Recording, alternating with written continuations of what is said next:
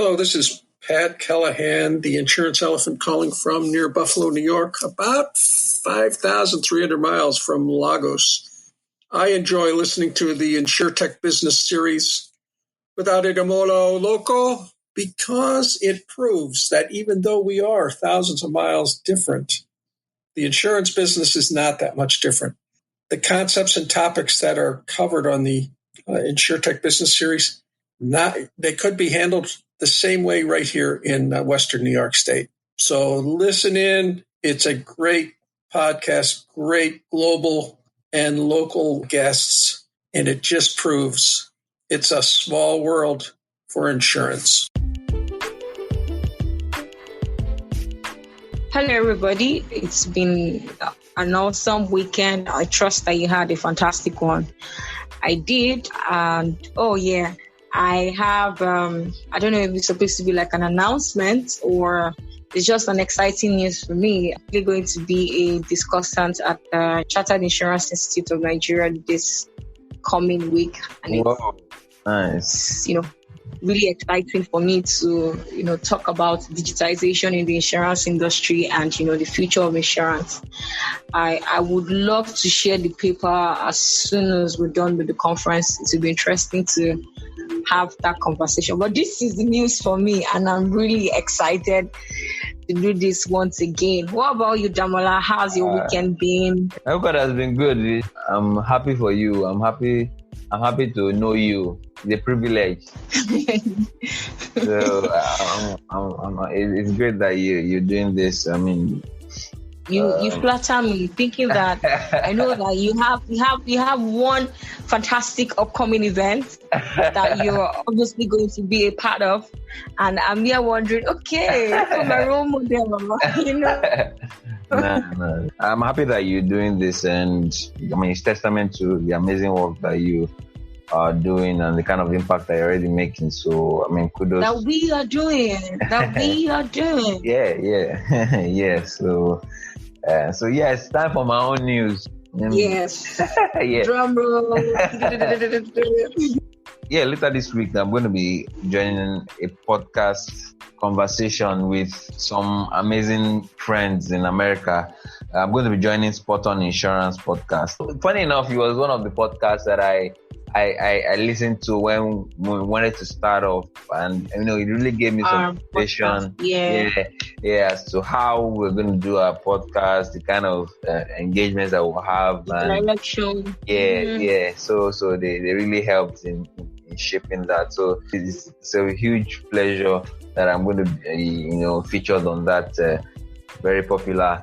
How does that make you feel? I'm just happy to get an opportunity to share the African perspective, right, to the insurance industry, and to share a lot of things that we've found out, or during the course of our running this podcast, and what we've learned, what we've seen in the market, the opportunities that are there really, and how people are taking advantage of them, and definitely.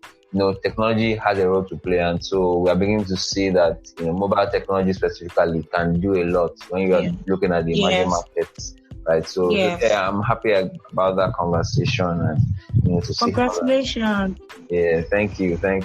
All right, talking about digital transformation, which brings me to the fact that our guest for this episode is someone who is also very passionate about digital transformation in the insurance space, so much that he also even has a YouTube channel that is dedicated to discussing and addressing digitization in that space.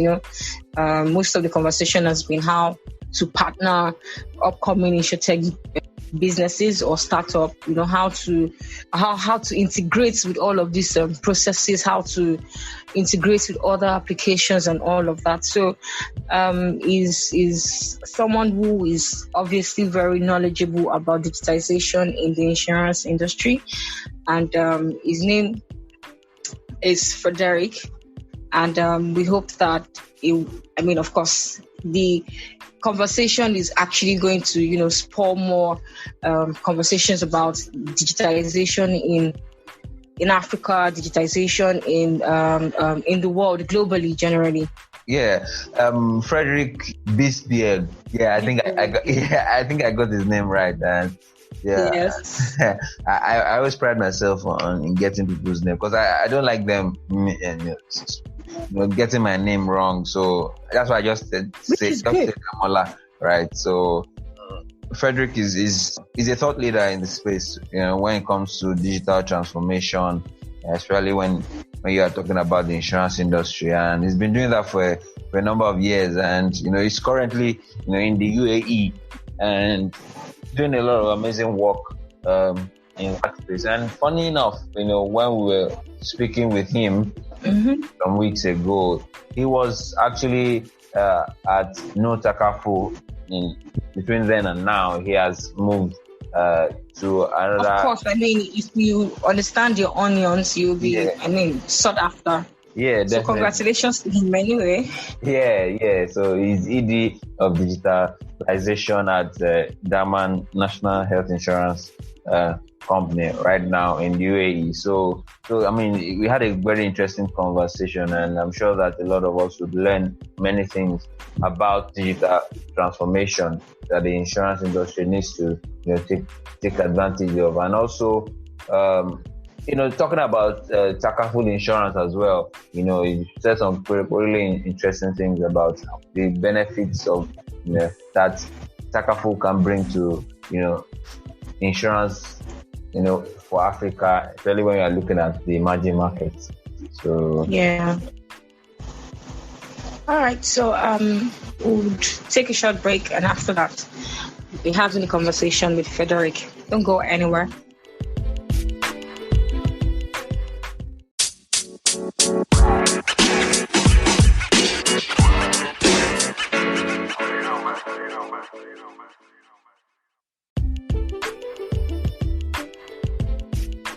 Thank you. I'm happy to be here. Thank you. Thank you for joining. Yes, happy to have you. So how are you doing today? I'm very good. I'm enjoying that the winter is coming here in the UAE. So the weather is just super nice outside and the sun is shining. So I'm good. Thank you. Thank you. Yeah, great. So how long have you called the UAE home now? I've been in the Middle East for 7 years. And the first 6 years I was working primarily out of Qatar, Doha, Qatar. Okay.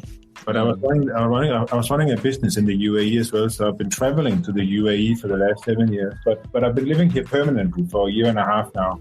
Oh, great. Can you tell us a bit about yourself? Now, who is Frederick Bisbeard? Yeah, that's a good question. I guess you can say that I define myself as a business developer. I've been building businesses my whole life. I've been part of large organizations where I've run business units, and I've been part of small organizations that have literally started from scratch. I've always been building businesses using digital. So either the businesses we've built have been digital innovators, or when I've been part of large organizations, then we've built or developed these organizations by redesigning and redefining the way that you do business using digital. So I've done that for around 25 years all over the world, and now the last 7 years here in the Middle East. I guess you can say the last 10, 12 years of this time I've been in the insurance industry. So I have first-hand experience on transforming insurance companies from being, I guess you can say, slow-moving incumbent to a little more nimble, fast-moving challengers. So, and that's of course a big task because most insurers are, because of their legacy, a little slow-moving, right? So there's a lot of things to do. But that is me and what I'm working on at the moment. Okay, talking about what you've contributed. I know that you currently work with Nortakafo, as well as the digital insurance. And I know that going through the history of Nortakafo, I realized that as at last year, 2019, they won the best Takafo insurance in Dubai. Could this be as a result of your contribution, or most of the digitized processes now in No Takaful? No Takaful is on a journey to be digitized completely. When I joined, the journey was not really started, but now it's fully ongoing. And I think at the moment 25 plus processes are being digitized to make the company even more nimble and ready to win the same award this year, next year again, of course. But what I'm doing for the digital insurer is, I believe, the world's largest knowledge base on digital insurance, and I'm having the title of head of the MENA region for the digital insurer, where I'm obviously taking part of the region's digital insurance development, but I'm also a part of developing we launched it here in January, the first MBA in digital insurance, which I'm very proud of. So I'm a lecturer in a lot of the lessons there, where it's obviously a virtual education, but we launched it, as I said, in January, and we are already on cohort number 3. So it's vastly successful and super interesting to being a part of.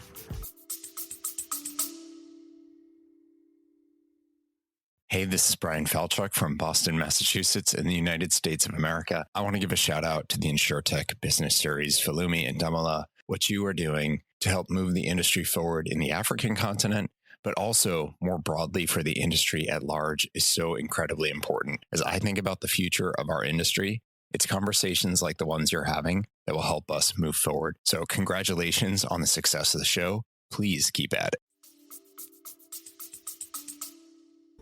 That's quite interesting to hear. And delving a little bit more into, No Takaful, right? Looking at, Takaful insurance generally, what role do you think that, Takaful really can play in improving, especially in this part of the world, in Africa, right, where the level of penetration, is quite low? What role do you think that, Takaful can play in improving penetration of insurance and getting more people to take up insurance? To be honest, the concept of Takaful insurance is that whatever is left of premiums that hasn't been used for administration and claims at the end of the year is being distributed back to the customers. And I haven't, to be honest, there are not many Takaful companies who does this at scale.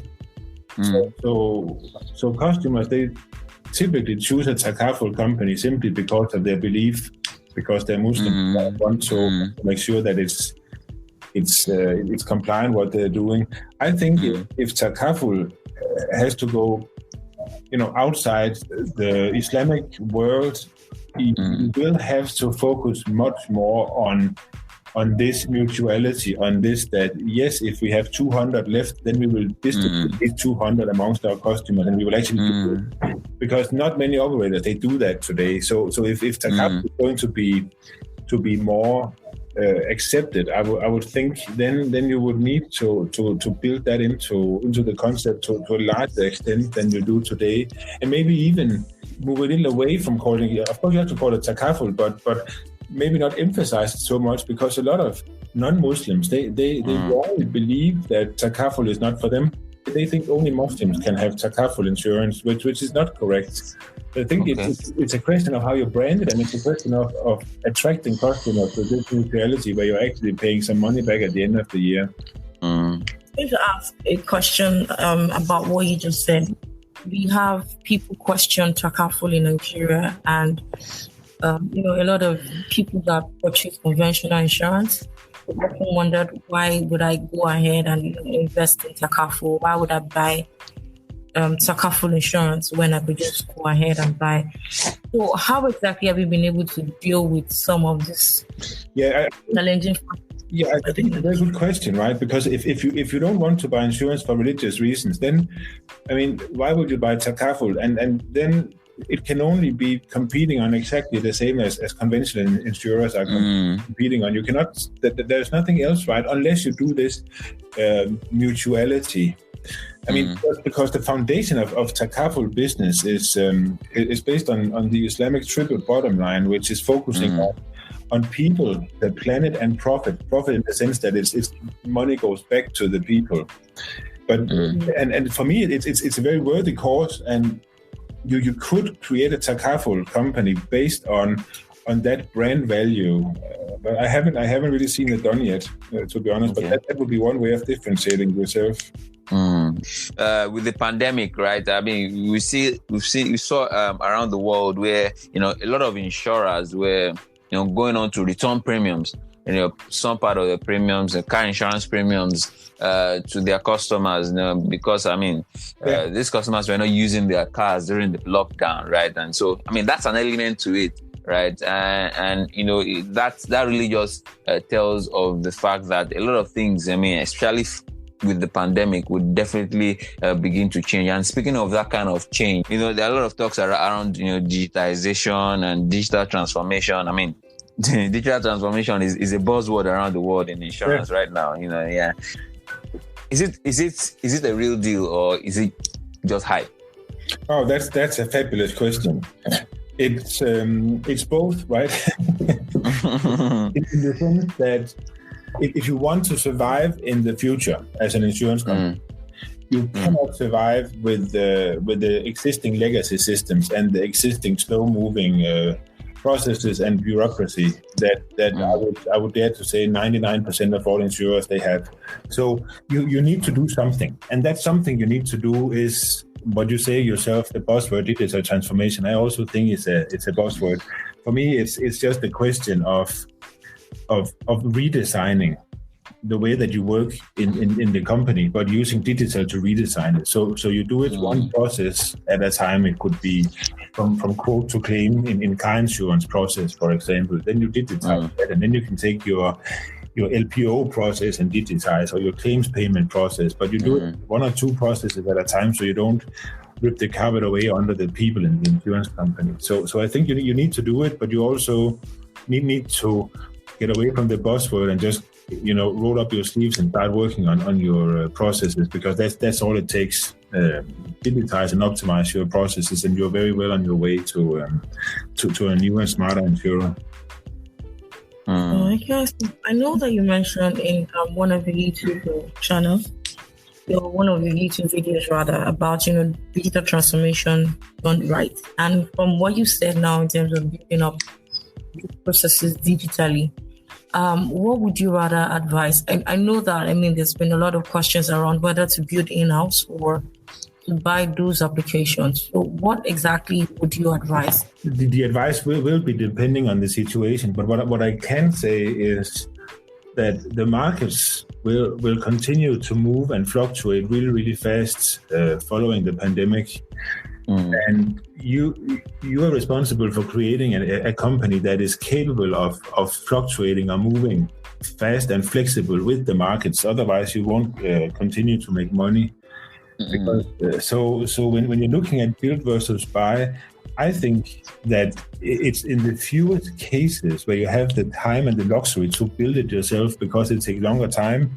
It's more difficult. There's more errors. So I don't think you have the time in most cases. So it is a question of buying from more or less ready-made modules that you can make work for you.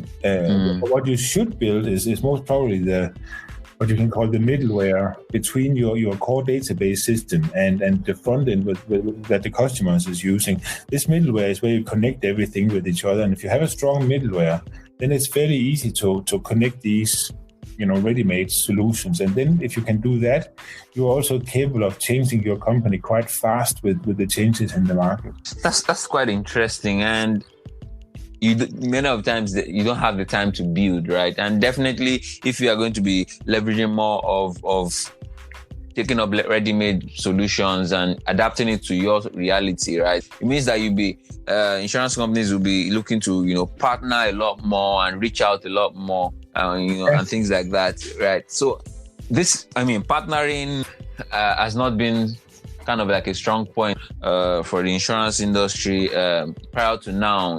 Things are changing. The way you have to sell your products now has to change. You know, a lot of talks around, you know, building ecosystems or being a part of ecosystems, right? So how revolutionary can, you know, that concept, you know, being a part of ecosystems or creating your own ecosystems, like you see in Bingham and some other insurance companies in Asia. Now, you mentioned them yourselves, right? Ping and the other very, really big players, and they are big and strong enough to build their own ecosystem. And again, 90% is not 95% of all insurers in the world. They don't have that power. So I think they should actually not try to build an ecosystem, but instead recreate or redesign their products and the way they work with ecosystems. So it's very, very easy to participate in an ecosystem, because the easier it is to plug and play into an ecosystem, the bigger the chances are that this ecosystem will accept you. I don't think that there is a room for many ecosystems in the world. It's kind of like the winner takes all in ecosystems, because you're not going to use two different Amazons or two different Googles. So I think it's kind of the same here. You'll see some ecosystems around your personal life, which will cover everything, right? And I don't think many insurers, they have the power to do that in a comprehensive way. So my advice would be as flexible, as nimble as you can in the way that you develop your system, so you can actually participate in the ecosystems. That's the way I would say forward. But it's very important to partner. I mean, the partnership distribution channels, in my world, in my opinion, is the way forward. And if you look at what Amazon in India, right, in partnering with Arco Insurance and sell car insurance, you know, via their platform. What do you say about that kind of partnership? I mean, you mentioned, you know, being a part of that ecosystem, the Amazon ecosystem, and selling insurance in that space. Yeah, that's actually exactly what I'm talking about, right? Because this is where you need to be capable of partnering with them. Otherwise, it's never going to work, right? Yeah. So you need to be able to have a back-end system, so to speak, that can cope with that. The only other alternative that you have is to create a niche products. And then sell that directly. Otherwise, I mean, Amazon, they will come, and you see if you're staying in car insurance, then you'll see that Tesla and other car manufacturers, they're actually starting to offer their own insurance, right?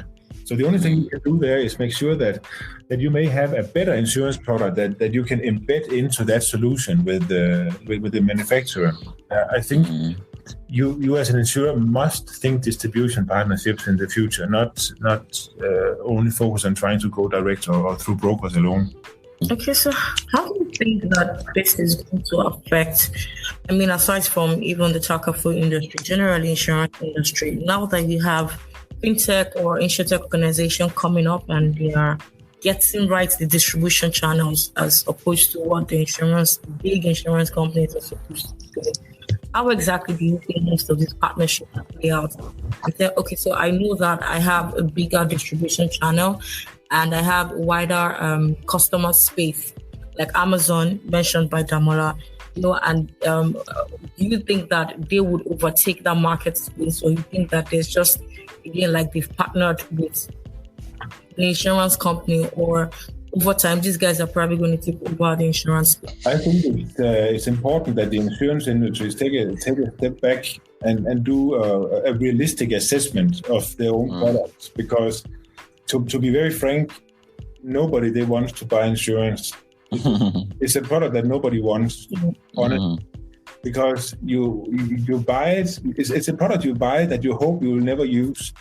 Right, and if you're ever going to use it, then it's because something unfortunate has happened. So it's just not a product that you really want. And when you're looking at such a product, then the only thing you can do as an insurance company is to make it as simple and as hassle-free as possible to buy that product. I see in the future that insurance will be no touch. It will be a value-added service to another product. So I think they have to get used to that their product will be sold as an add-on to a TV or to a car or to a travel or to to a furniture purchase or a house or whatever. So the customers don't have the hassle. It's simply part of the package that they buy. I really think that's the future, because people, they don't want to shop around for insurances if they feel that they get a good value with the product that they're buying. So insurers, they have to think into how do we create a system and products that are easy to partner with, products that people are interested in buying. It's interesting that you mentioned that, right? Because I know that in one of your YouTube videos, you mentioned something about getting rid of the board, or something like that, and to a good extent, a lot of this digital transformation and the change in mindset, really, it cannot start from the bottom. It has to be from the top. It has to be a strategic outlook and say, hey, we need to change. We need to change how we approach our business, how we sell our business, transform our processes and things like that. From your experience, working with New Takaful right now, what are some of the key strategies or mindset changes that really has helped New Takaful today? Best insurance brand of the year.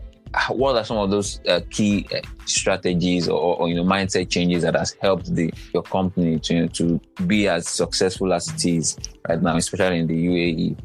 I think it's very much a will to doing it from the whole management team. That means that when everybody they wants to do the change, it will also happen. If you have a management team where a few are not interested in doing the change, I can guarantee you it won't happen successfully. It may happen, but people will not really be fully using whatever you've changed, which means that it will never work to the full extent. So in my world, it is very much a question of spending a lot of time making key stakeholders understand and want the change. So it's not enough that you just tell we're going to do this because otherwise we're going to die. This is of course a strong motivator, but if people don't understand it or feel it, they still won't be motivated to change, because remember that we're talking about change, and when you talk about change, you're talking about humans, and the most difficult thing in the world to change, that is humans, right? So it is a question of spending a lot of time talking to the people and making them see their new role in the change and making them want to change. That is one of the key success factors, I would say. We're not getting rid of the people as opposed to fear in the market. So digitalization would send a lot of people out of the market. Absolutely not. But one thing that you have to be aware of, which also sounds a little direct and hard maybe, when you start changing a company, when you start changing processes, then the jobs will no longer be there.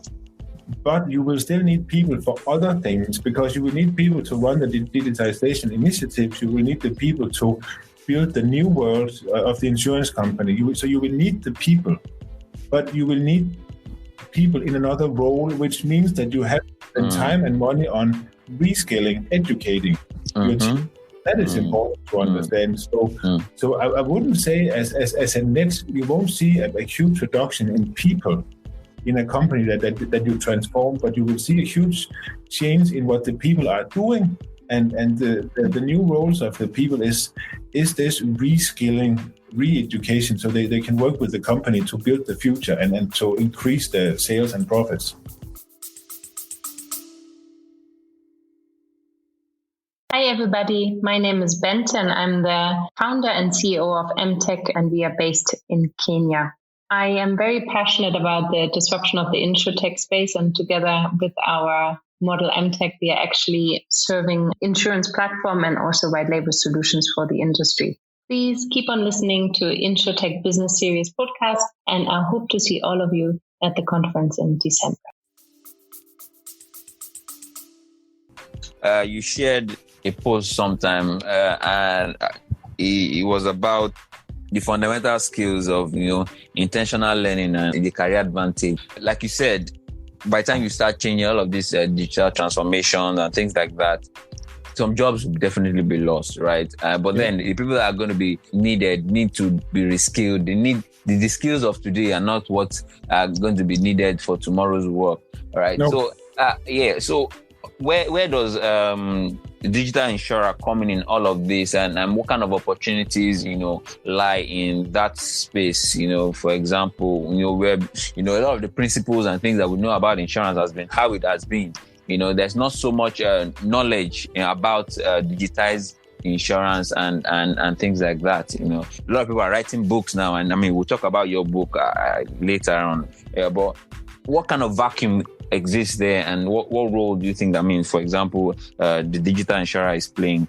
I'm glad you used the word vacuum, because I think there is a vacuum between what you're taught in the schools about actuarial services and insurance services and insurance theory and the real world.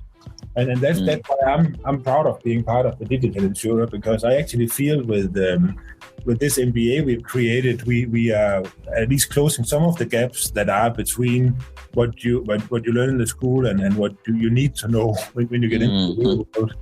So that's extremely important, because the world is moving really, really fast, and the traditional education has not kept up with this. It has not kept up with this. So I think the digital insurer is and other institutions that are focusing on reskilling or re-educating insurance professionals.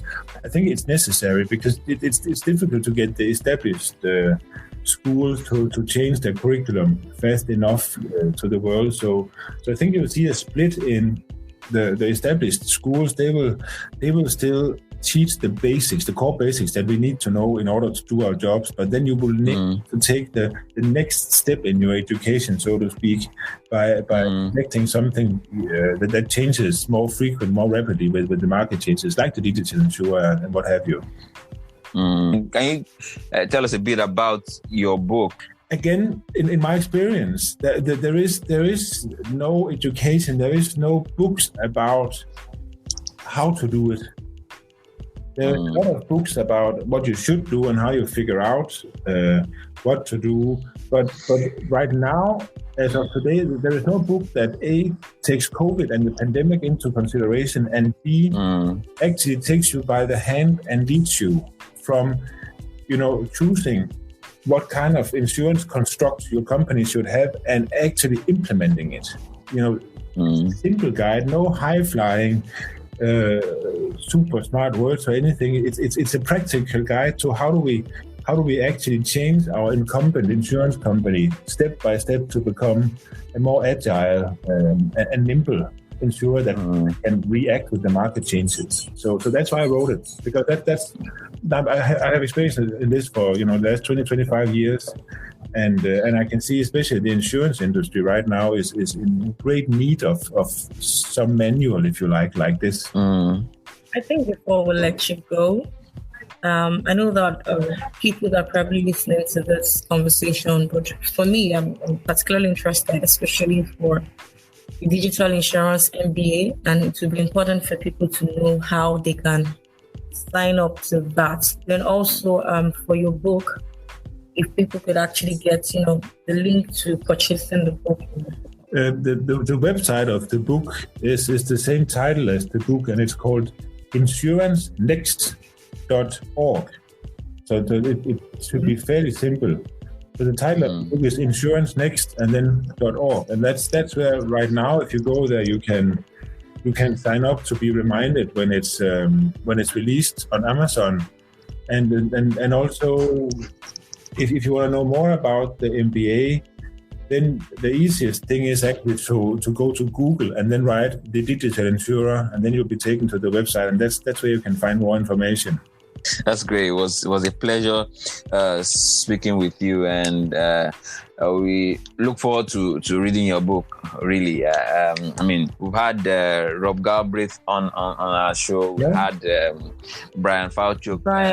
Yes. So, and we also had Gilad Chai. So those are some people that have contributed to the knowledge base of especially the more progressive insurance that we're having today. This is a pleasure speaking with you, and well done with what you're doing. And we definitely will be in touch and continue this conversation. Thank you. Thank you very much. A very, very interesting discussion. So thanks a lot. Thanks for having me.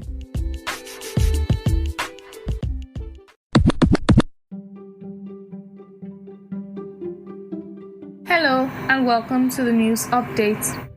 My name is Opeoluwa. The headlines: Tencent applies for reinsurance license. Nigeria FinTech Week kicks off. InsurTech Business Series Conference to hold in November. Now the details. Tencent applies for reinsurance license. Chinese technology conglomerate Tencent is said to be pursuing a reinsurance license in China following the huge success of their insurance platform, Wisho, which was launched in 2017. As at December 2019, Wisho was reported to have attracted 25 million policy holders. This scale was possible because they leveraged popular social messaging app WeChat and partnership with global insurers and reinsurers in order to directly offer customers personalized insurance products as well as other financial services. Nigeria FinTech Week kicks off. The Nigerian FinTech Week 2020, NFW 2020, organized by FinTech Association of Nigeria, holds virtually from the 2nd to the 6th of November 2020. This year, the organizers are seeking to engage the finance and technology industry on conversations around the theme: Evolving Economic Disruption, FinTech as a Solution. The event would feature speakers from within and outside the financial services space, local and international thought leaders, and also provide an opportunity for startups to pitch their idea during the demo day. Kindly visit nigeriafintechweek.org to register and attend. InsurTech Business Series Conference to hold in November. The first ever InsurTech Business Series Conference in Nigeria is set to hold on the 27th of November 2020 at 10 a.m. with the theme Innovation and Partnerships for Sustainable Insurance. The event, which will be held virtually, would feature top speakers and professionals in the insurance industry within and outside Africa. According to the organizers, this event aims to serve as a window into the African and Nigerian markets. We also want to use this to facilitate partnership and collaborations, as well as encourage innovative mindsets as the industry looks to imbibe technology and attract the emerging markets. Visit InsurTech Business Series page on LinkedIn for more information. And that's all on the news updates. Now back to Damola and Folumi.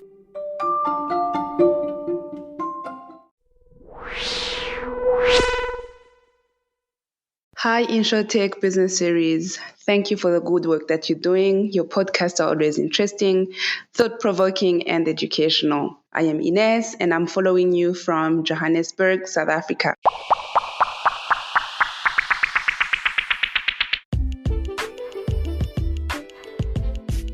All right, welcome back. I'm sure you must have enjoyed that conversation. It was super interactive.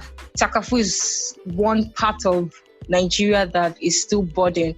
I think we just have two in Nigeria. That's Cornerstone Takafu and Jais, if I'm very correct. And I think there's new Takafu as well in Nigeria. Oh, yeah. That's three. Yes, so, it's still like an emerging market. People haven't exactly explored, the benefits of Takafu. There's just this general perception that it's meant for Muslims alone, But it was interesting how, Frederick spoke about it. I mean, that, yes, that's the main idea behind it, but the core concepts are things that are generally beneficial to people, and those are some things that if Takafu insurance companies are able to play up, they can attract people outside of that religious space affiliation, that space. So I'm also quite keen on reading his book as well, so that's one thing that also jumped out for me during the conversation about the hard work that went into putting together the book, and just putting together a practical way of actually going about digital transformation. So it's going to be interesting to read the book, and as usual, I always like an autograph copy. Anywhere it is, we'll make it happen. Honestly, I think we're probably going to have a book review for some of the speakers we've had on our podcast. Yeah, like, absolutely, definitely. Like Brian Fauci, Eunice as well. Yes, and Gilad Chai as well. Yeah, now. Yes, and now for Derek, it would be really nice to have to review their book on our podcast. Try as much as possible to break down some of the things in the book and see how we can, carry on with those kind of conversations from here on.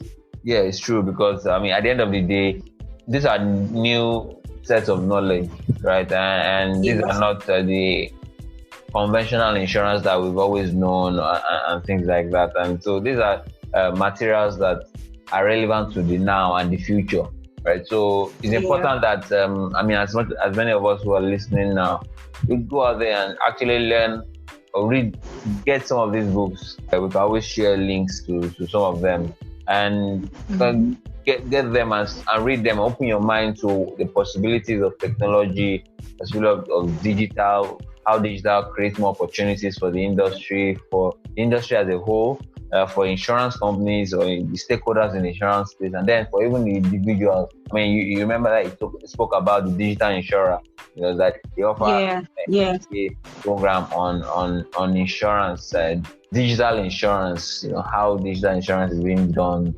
today and things like that. So it's part of personal development and creating value for yourself, so that in the future you will remain relevant. When we always talk about the role technology will come and play, and that jobs will be lost and things like that. But the truth of the matter is that once you have all of these skills and exposure and understanding of how this tech would come and play, you will be in the forefront, because you always be relevant.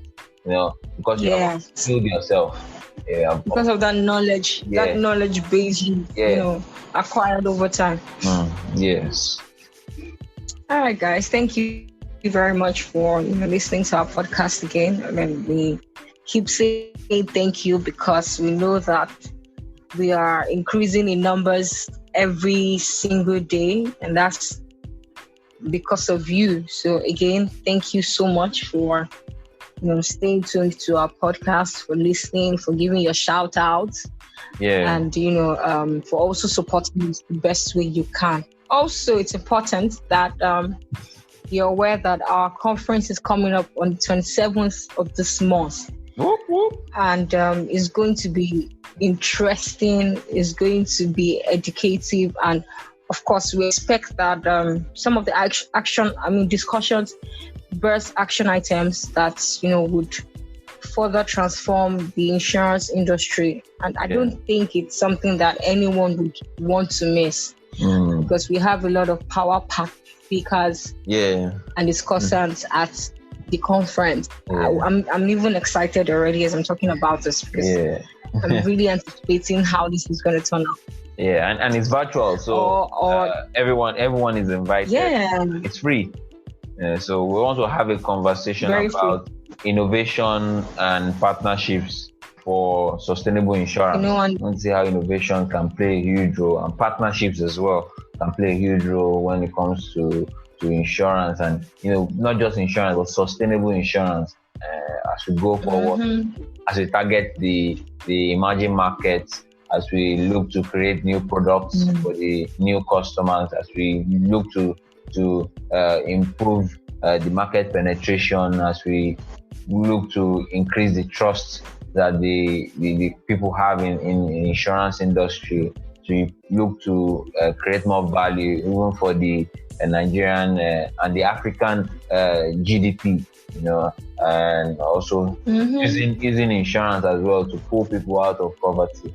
For example, there are reports on the fact that a Nigerian is one major sickness away from poverty, right? So, but if there is insurance in place, when some of these things happen, it cushions that effect. It takes away that burden. You don't need to go into maybe eventually borrow or go and dip your money into funds that you wanted to put somewhere. But then insurance just takes over and takes care of the bills and things like that, and you get best care. You even remember your tweets, on your recent tweets that had to do with some of the looting some of the current occurrences that happened in Nigeria in terms of looting. Imagine if of course, some of those people that probably have insurance would go to bed to sleep because they have that peace of mind. Yeah. And the other ones who would obviously be crying now are those that probably never had a risk management matrix. So they never put insurance in place. So, of course, it's really important. And so if we're able to take insurance to that market space and we're able to show them the true value of insurance, yes, that is when it becomes a sustainable insurance. Yeah, absolutely. And we are excited to get this conversation off the ground, and we are definitely inviting everyone to be a part of it. Make it a date, 27th of November. More details we'll share on our LinkedIn page. So if you're not following us on LinkedIn, go on to follow us in InsurTech Business Series. So we get all the updates via that platform. All right. Thank you very much. Hope you enjoy the rest of your day. Yeah, take care and stay safe. Bye.